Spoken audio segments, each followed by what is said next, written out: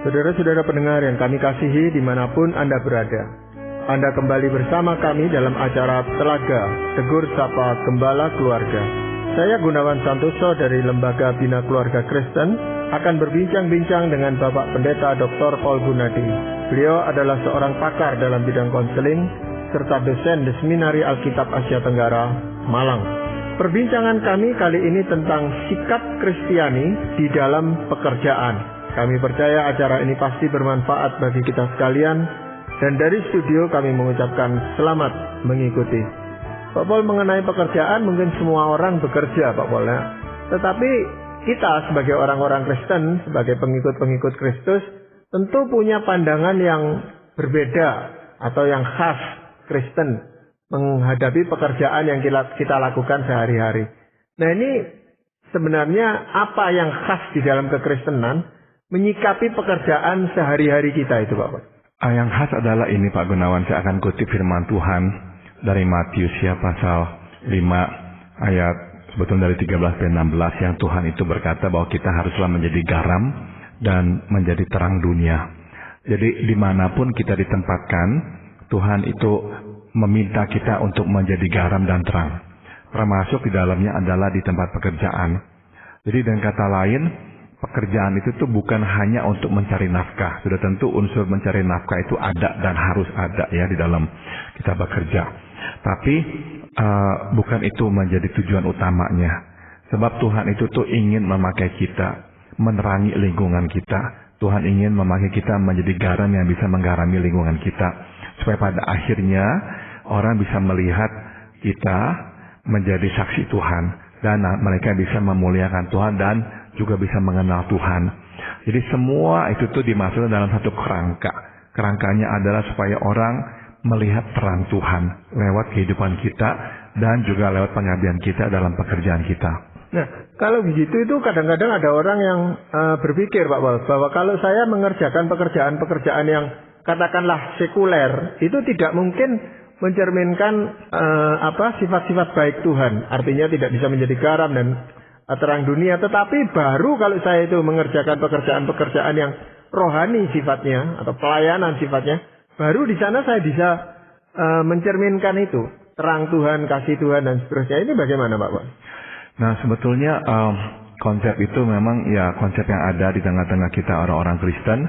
Sayangnya itu konsep menurut saya adalah keliru ya, karena Tuhan itu tuh nggak memanggil kita untuk satu pekerjaan yang sama. Nggak ada tuh ya dalam benak Tuhan untuk semua kita itu tuh melakukan yang namanya pelayanan seperti yang kita ini biasanya bayangkan, yaitu di gereja menyampaikan firman Tuhan dan sebagainya. Enggak ya, hidup itu tuh lebih luas daripada itu. Makanya di Kolose pasal 3 kita bisa membaca ayat 17 dan ayat 23, apapun yang kamu lakukan ya lakukanlah bagi Tuhan dengan segenap hatimu, bukan jadinya kita melakukannya untuk manusia ya. Nah, jadi apapun, konsep apapun itu adalah konsep kita itu harus melakukan semuanya. Jadi yang memuliakan Tuhan bukan hanya hal-hal yang kita lakukan di dalam gereja, tapi hal-hal yang kita lakukan di luar gereja adalah hal-hal yang juga termasuk dalam hal-hal yang bisa dipakai Tuhan untuk membawa kemuliaan bagi Dia. Nah, setelah kita mengerti hal ini, kita jadi bisa melihat bahwa waktu Tuhan membukakan pintu sehingga kita bisa bekerja di situ, nah itu adalah tempat di mana kita bisa menjadi terang. Nah, nanti kita akan mau lihat bagaimana caranya untuk menjadi terang. Sudah tentu memang harus ada hal-hal yang kita lakukan yang berbeda dari orang lain, yang membuat orang akhirnya melihat bahwa kita itu nggak sama dengan mereka. Nah, ini nanti yang bisa membawa juga kemuliaan bagi Tuhan. Nah, ada pula orang yang punya pandangan gitu, Pak Paul, ya, bahwa pekerjaan itu merupakan suatu hukuman dari Tuhan. Bahwa orang bekerja itu merupakan sesuatu kutukan bahkan dari Tuhan. Kalau dulu manusia itu tidak berdosa, tidak sampai harus berpeluh dan sebagainya, ayat itu yang sering kali dipakai. Ini menurut Pak Paul bagaimana? Memang konsep itu ada, tapi sekali lagi sayangnya nggak tepat ya. Sebab sebetulnya waktu Tuhan menempatkan kita di Taman Firdaus, kita itu tuh harus bekerja. Nggak ada tuh yang namanya tuh pohon datang kepada kita dan memberikan buahnya kepada kita. Kita yang harus memetik buah-buah itu. Kita harus bekerja, kita harus bisa merawat pohon-pohon itu dan sebagainya. Jadi konsep bekerja sebetulnya sudah ada sejak awalnya. Kalau Tuhan menghendaki kita nggak bekerja, Tuhan nggak akan menempatkan kita di kebun. Jadi jelas waktu Tuhan menempatkan kita di taman atau di kebun, itu adalah sebuah tempat di mana kita harus kelola. Makanya juga ada firman yang berkata kita harus nantinya diutus Tuhan menaklukkan, ya, menaklukkan hewan-hewan, alam dan isinya dan sebagainya. Itu juga semuanya menuntut kerja. Jadi sekali lagi kerja bukanlah sebuah kutukan. Nah, jadi kalau orang berkata kerja adalah sebuah kutukan, memang itu nggak tepat. Ya, jadi Pak Paul, kalau kita itu kan hampir bagian besar waktu kita itu kita gunakan untuk bekerja setiap hari, entah bekerja sendiri atau bekerja ikut orang atau bekerja di dalam sebuah perusahaan, tapi kan bekerja gitu Pak Paul ya. Nah lalu apa atau bagaimana kita itu harus menyikapi sikap terhadap pekerjaan ini tadi? Nah, saya mau bagi diskusi kita ini dalam 3 bagian Pak Gunawan. Jadi akan selalu ada ketegangan antara yang pertama yang namanya kepuasan dan yang namanya kewajiban. Nah itu yang pertama. Nanti kita juga ada adanya ketegangan antara yang ideal dan yang realistik. Dan yang terakhir adalah ketegangan antara yang benar dan yang salah. Nah jadi coba kita nanti klasifikasikan atau kita kategorikan diskusi kita dalam ketiga kelompok ini. Sebab masing-masing ini nanti harus kita memang pikirkan supaya nanti kita bisa temukan jawabannya, agar dalam tempat kita bekerja kita bisa menjadi berkat bagi orang lain juga. Iya. Namun sebelum bisa menjadi berkat bagi orang lain, Pak Paul, tentunya pekerjaan itu harus menjadi berkat bagi diri kita sendiri, toh? Iya, jadi artinya kita memang sebaiknya ya kalau kita bekerja kita bisa menikmati pekerjaan kita itu. Karena waktu kita bisa menikmatinya, maka pekerjaan itu otomatis juga menjadi berkat buat diri kita. Ya, mungkin kita akan masuk pada sesi yang tadi Pak Paul katakan, bagian itu bahwa di dalam pekerjaan itu bisa menimbulkan kepuasan, tetapi juga bisa dianggap sebagai suatu kewajiban. Kepuasan yang Pak Paul katakan versus dengan kewajiban. Ini bagaimana Pak Paul?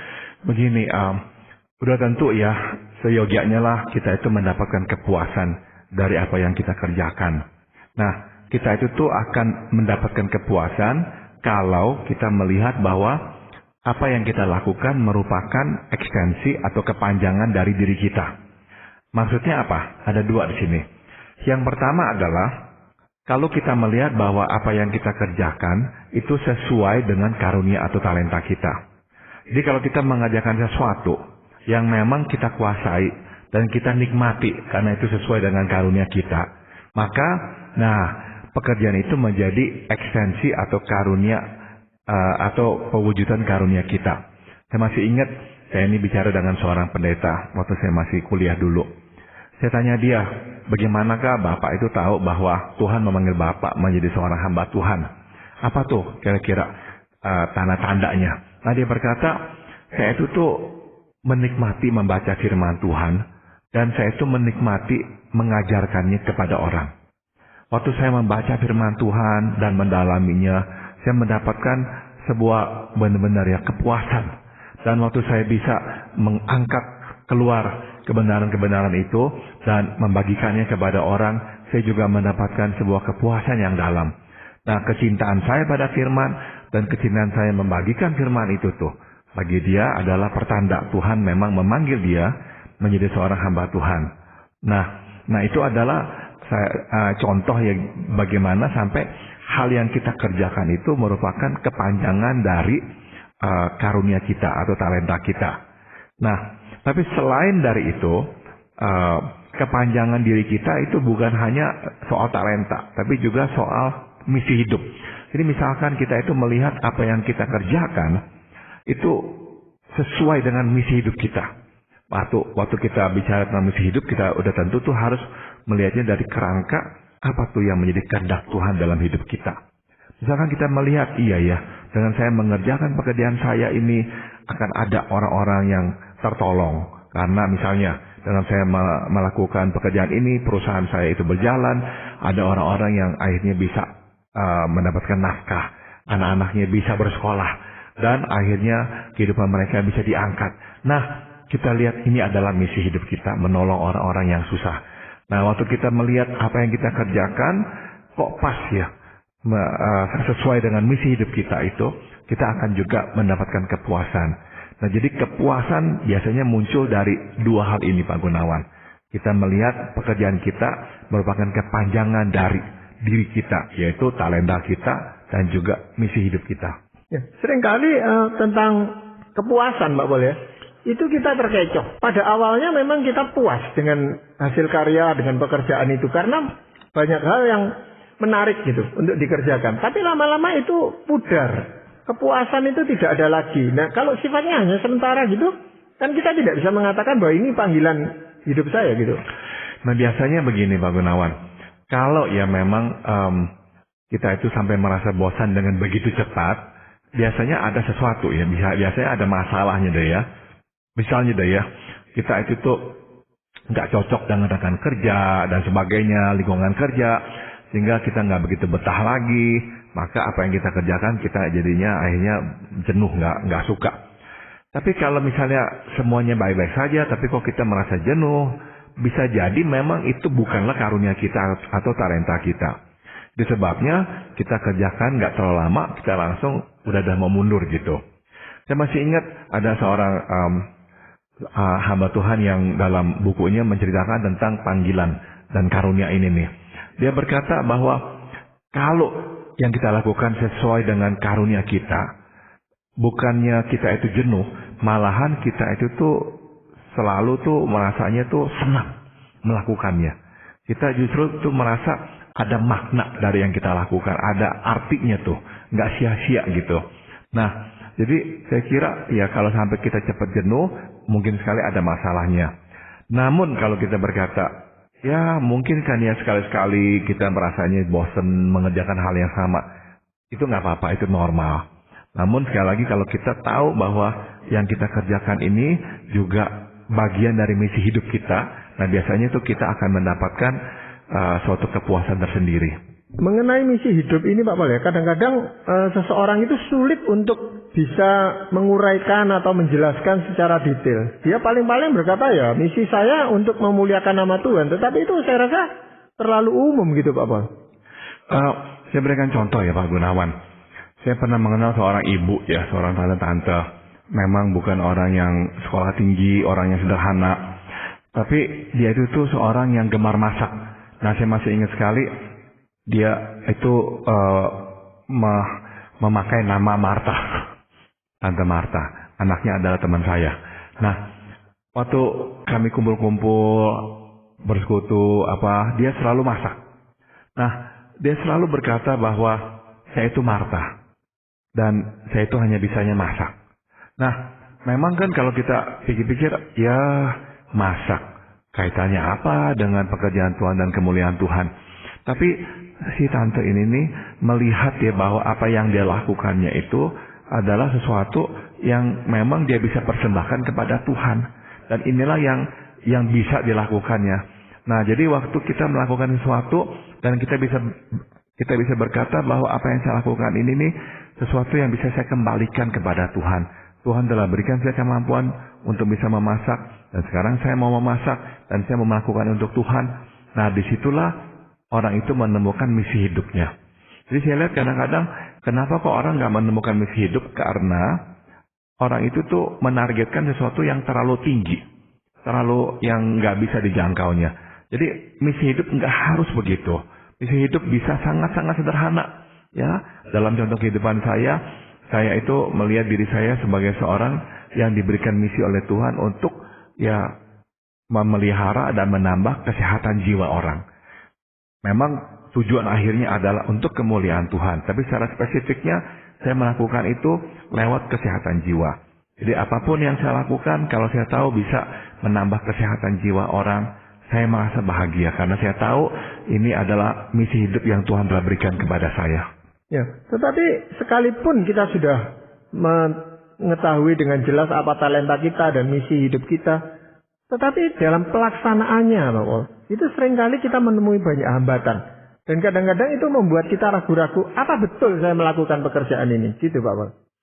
Ya, kadang-kadang memang hidup itu nggak lancar sehingga ada halangan-halangan, ada masalah-masalah yang muncul sehingga akhirnya kita ya ragu ya apakah ini memang dalam kehendak Tuhan atau tidak. Nah, saya berikan contoh di Alkitab ya Pak Gunawan. Yusuf itu tuh adalah contoh yang baik ya untuk kita itu bisa melihat bahwa Tuhan bekerja lewat segala situasi dan bahkan lewat situasi yang buruk sekalipun. Yusuf harus dibuang. Dia menjadi seorang budak. Dan akhirnya dia harus mendekal di penjara karena difitnah. Nah itu tuh berlangsung bukannya sehari dua hari, berbulan-bulan, tapi itu berlangsung mungkin sekali berbelasan tahun atau mungkin lebih dari 20 tahun. Dia harus hidup menderita seperti itu. Nah, apakah yang terjadi pada Yusuf itu tuh sesuai dengan talentanya? Enggak ada yang bisa berkata menjadi seorang budak sesuai dengan talentanya. Enggak ada orang yang bisa berkata menjadi seorang tahanan itu sesuai dengan talentanya. Enggak. Jadi enggak ada kaitan dengan karunianya Yusuf. Dijadikan budak dan dijadikan tahanan di penjara karena difitnah orang. Nah, tapi kita tahu akhirnya tuh Yusuf melihat bahwa semua itu merupakan bagian dari rencana Tuhan. Itu sebabnya waktu di akhir hidupnya atau maksudnya setelah ayahnya meninggal dunia, Yakub, para saudara-saudaranya datang kepada dia, takut kalau Yusuf akan membalas dendam. Yusuf berkata, enggak, saya nggak akan melakukan itu, saya bukannya Tuhan kok. Dan dia berkata begini, engkau memang mereka-rekakannya untuk kejahatan, tapi Tuhan mereka-rekakannya untuk kebaikan. Dan Yusuf tambahkan, Tuhan itu memang sengaja mengutus dia pergi ke Mesir, supaya nanti bisa menyediakan kebutuhan bagi keluarganya. Karena kalau mereka tetap tinggal di Kanaan, dan Yusuf nggak pernah meninggalkan Kanaan, tetap di Kanaan, berarti satu keluarga itu akan punah, sehingga nanti rencana Tuhan lewat umatnya Israel juga nanti akan terhalangi. Jadi Tuhan memang sudah merencanakan itu. Memang lewat suatu jalur yang sangat susah, yaitu lewat jalur dia menjadi seorang budak dan sebagainya. Nah, jadi dari sini kita bisa melihat bahwa misi hidup yang Tuhan berikan kepada kita akan jalan terus. Meskipun kadang-kadang kita harus melewati hal-hal yang sulit dan yang kita lakukan itu nggak menimbulkan kepuasan, tapi merupakan kewajiban belaka. Tapi sekali lagi ya, rencana Tuhan tetap bisa terjadi. Ya, memang Yusuf adalah salah satu tokoh saksi iman gitu Pak Boleh yang kita bisa lihat. Tetapi yang penting adalah bagaimana kita menempatkan diri kita seperti Yusuf gitu, yang bisa tahu bahwa ini memang rencana Tuhan. Nah itu seringkali yang sulit gitu Pak Boleh. Kadang-kadang kita merasakan ini bukan rencana Tuhan, ini rencananya setan ini gitu. Sudah tentu kalau kita dalam pekerjaan yang kita rasa kok nggak suka, nggak cocok dan sebagainya, tidak ada salahnya mencari pekerjaan yang lain, tidak ada salahnya. Tapi kalau setelah kita coba, pintu nggak dibukakan, kita harus terima itu sebagai penetapan Tuhan. Dan bahwa ada rencana Tuhan buat kita di situ. Saya masih ingat, saya dulu kerja di rumah sakit jiwa, mula-mula selama 3 tahun. Setelah setahun saya bekerja, saya itu tuh udah mulai resah. Saya mau mencari pekerjaan yang lain. Yaitu apa? Saya mau masuk ke klinik. Sebab saya nggak mau lagi di rumah sakit jiwa. Saya mau masuk ke klinik, saya pikir itu kerjaan lebih baik lagi, dan penghasilan juga akan lebih baik lagi, dan sebagainya. Namun, pintu nggak dibukakan Tuhan. Nah, kalau saya melihat ke belakang, boleh dikata pengetahuan saya tentang kesehatan jiwa paling banyak saya peroleh lewat pengalaman bekerja di rumah sakit jiwa. Karena saya di situ tuh bisa, saya berkesempatan menjumpai segala jenis penyakit jiwa. Nah, itu adalah kewajiban saat itu buat saya. Namun pada akhirnya saya melihat ternyata itu adalah bagian yang penting. Nah, saya juga teringat pengakuan dari Dr. James Dobson. Dia seorang psikolog Kristen yang merintis pelayanan namanya Focus on the Family di Amerika Serikat. Nah, pada satu ketika yayasannya berkata kita harus pindah. Kita nggak bisa lagi nih di California karena ongkos terlalu tinggi. Mau pindah ke Colorado. Jadi akhirnya berboyongan mereka pindah ke Colorado. Masalahnya adalah istrinya, Shirley, nggak cocok di Colorado. Mau pulang kembali ke California. Tapi nggak bisa, karena organisasinya udah pindah ke sana. Nah, Dr. Dobson cerita, istrinya sering ngeluh. Nah, satu hari, kata Dr. Dobson, istrinya lagi ngeluh, nggak betah di Colorado, mau pulang kembali ke California. tiba-tiba istrinya itu tuh mendengar suara Tuhan berkata kepada dia, "Shirley, yang aku pentingkan bukanlah kebahagiaanmu, tapi yang aku pentingkan adalah apakah engkau berada dalam kehendakku atau tidak."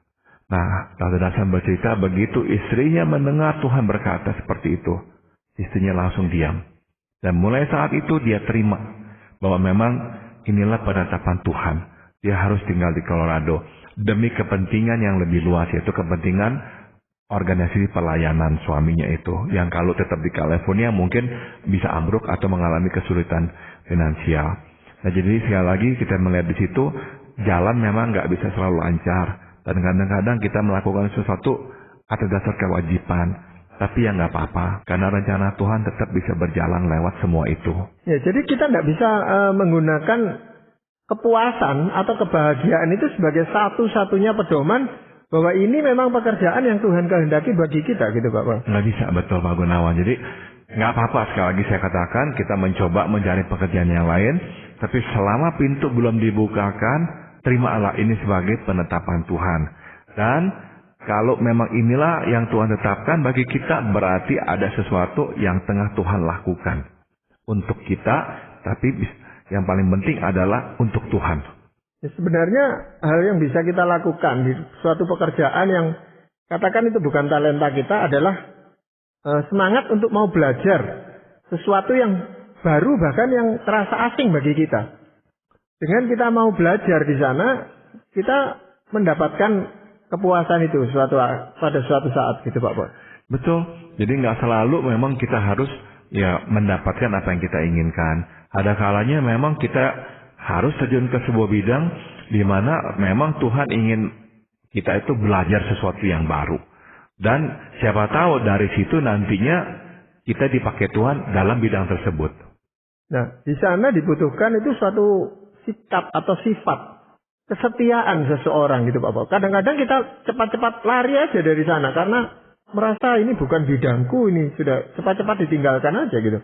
Tetapi kesetiaan itu sungguh teruji pada saat itu.